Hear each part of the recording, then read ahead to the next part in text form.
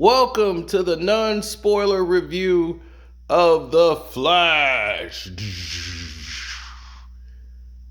Man, The Flash, was it worth the money? Absolutely. It's a visual display of lights and a whole bunch of stuff going on. But a lot of the things that I liked, it's hard for me to talk about without spoiling the film. Now, to make the story basically known to the public who are just watching a film, you're doing yourself a disservice if you did not watch the Justice League Snyder Cut, or even have seen the Justice League period, so you could be a little bit more familiar with the character, the Flash, Barry Allen, played by Ezra Miller. Now, if you're not familiar with this character, this probably won't pertain to you and you won't really understand some of the scenarios as to why and what's going on. This movie does a good job of making it say, well, if you hadn't seen that movie, we're going to catch you up to speed. So in case you hadn't watched those. But if you had watched those, you could appreciate certain things that happen in this movie. The movie did a great job of displaying that fact. The way the Flash runs, you felt like you were actually on the journey with him as he's running in a lot of the scenes, which is amazing. This is what you want as a fan of the Flash. You want to feel like the Flash is moving faster than the speed of light.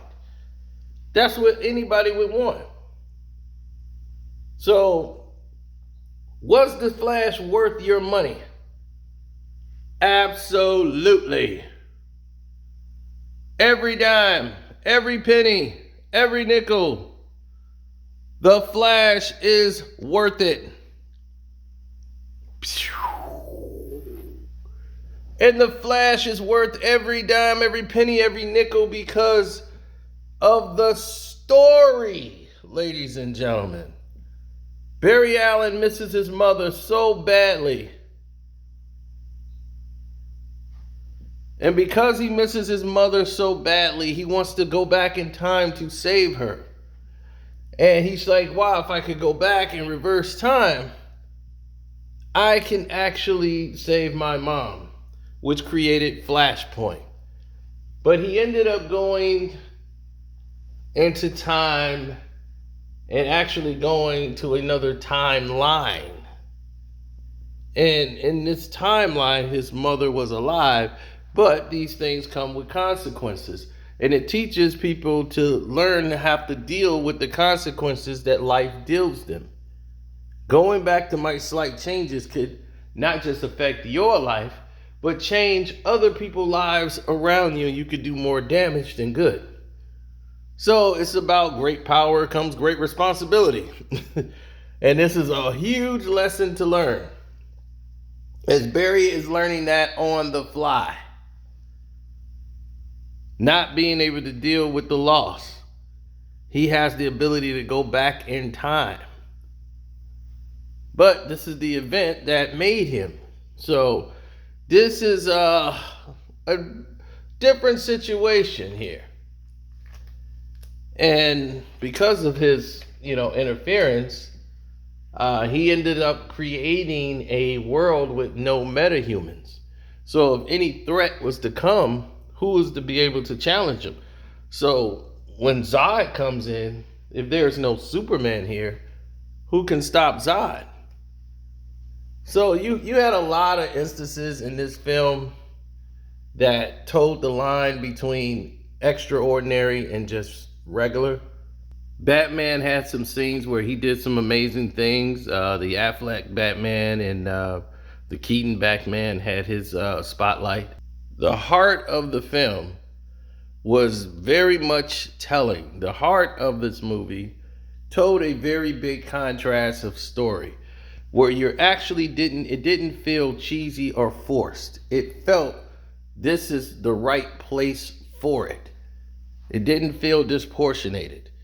Now, the problem I ran into more than anything with the film is some of the comedy.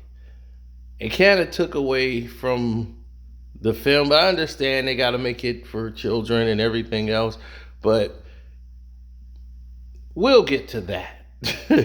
Right now, let's stay with the actual movies that's actually going on here with Barry and everything else, and Supergirl's in it, and we see Kara and how they tried to go and save Superman from Zod. They ended up running into Kara, who they finds out is Superman's cousin, and we all know it's Supergirl. But this is another timeline, so things will be a little different, right? So that's why this is bringing in a whole chapter of just what ifs. In DC, this felt more a little bit like a Marvel movie than a DC film, which is a plot for DC. They have a bright, colorful, and the colors does look great. The display, the colors, everything looks great when it comes to this. They did have some facial CGI that just did not quite hit, but other than that, everything else looked golden. They did some of the CGI and the fight scenes look a little cartoonish, but that's nitpicking. The General Zod scene, I guess. I mean, that wasn't to me, the Zod scene was all right. It didn't really have the impact or the hit that I thought it would, really should have had. Michael Shannon does a great job in everything he does, but I think his character was not done the justice it was done when it had Zack Snyder at the helm. But overall, he did what they needed him to do, and the film is going to do tremendous. Now we have a new actor playing the father of the Flash. Now,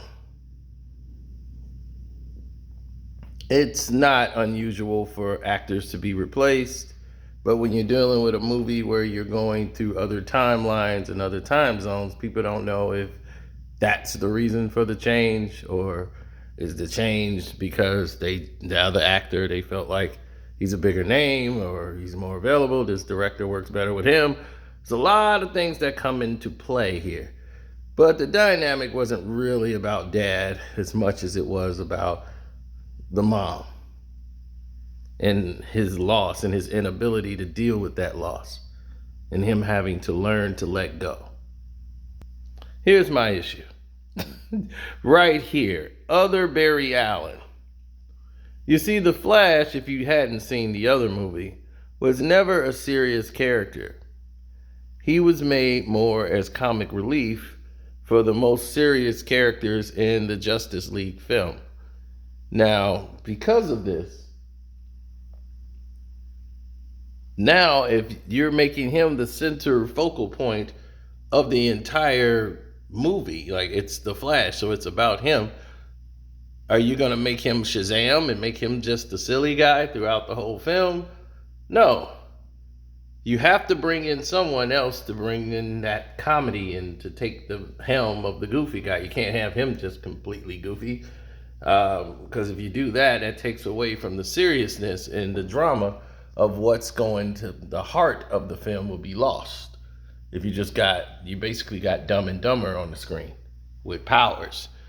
So this Barry Allen,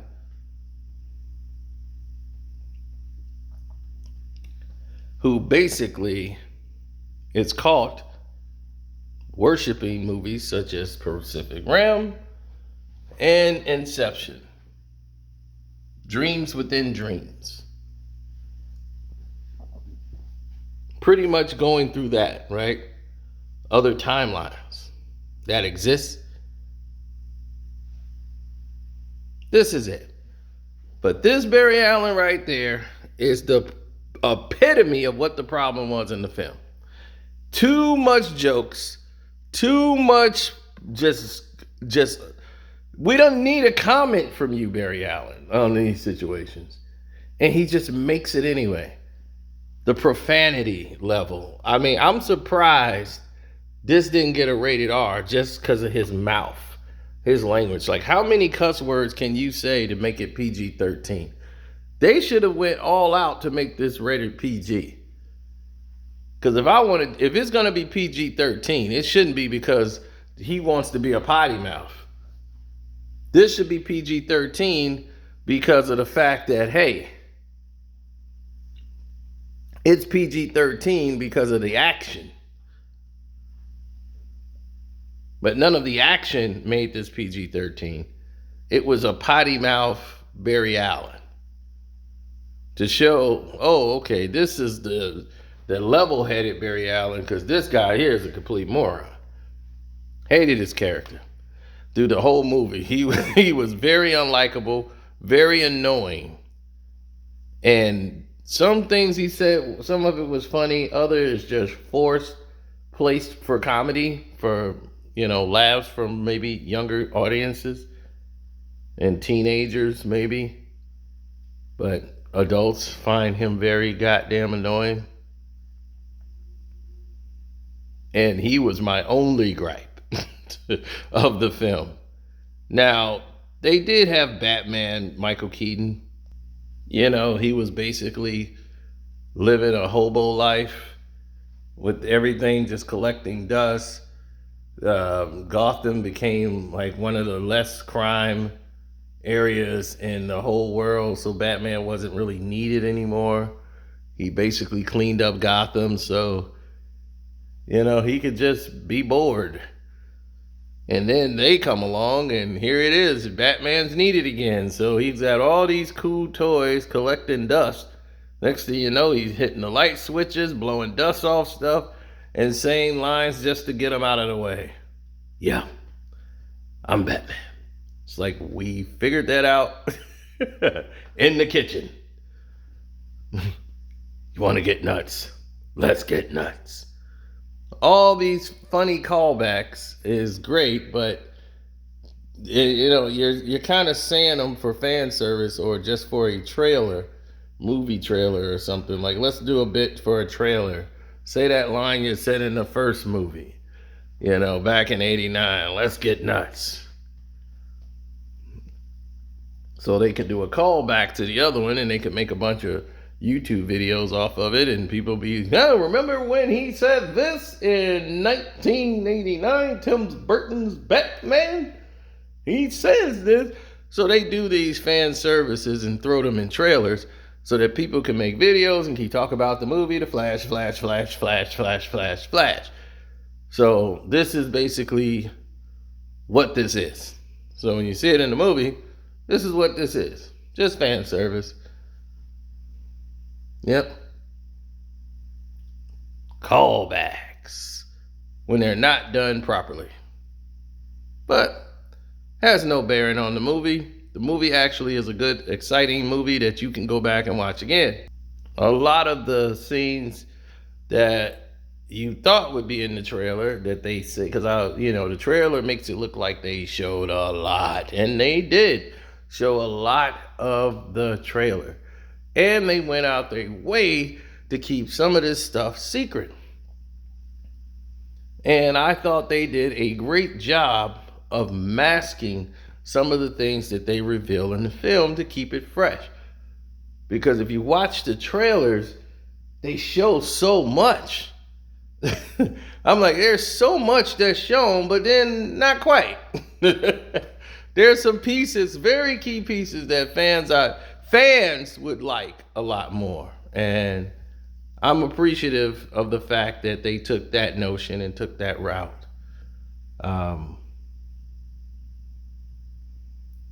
Kudos to them for doing a great job. Once again, my rating for this, 3.5 stars out of 4. I really enjoyed The Flash. except for the annoyance of the other Flash. What did I think about Supergirl? Well, it's some other parts we'll cover in the spoiler version of this once the movie is out. But the director did a great job. Everyone did their job in this film. I mean, his job was to be an annoying human being. He accomplished that. Hey, we're going to talk a lot more after the spoiler version video, and you'll see why I'm being very reserved on certain statements. But that's my review. Don't forget to subscribe to Screen Fiend, and we'll talk later. Carcino for life. Join me. We're going to have our membership launch here. So very soon, just want to have something for you when we do launch.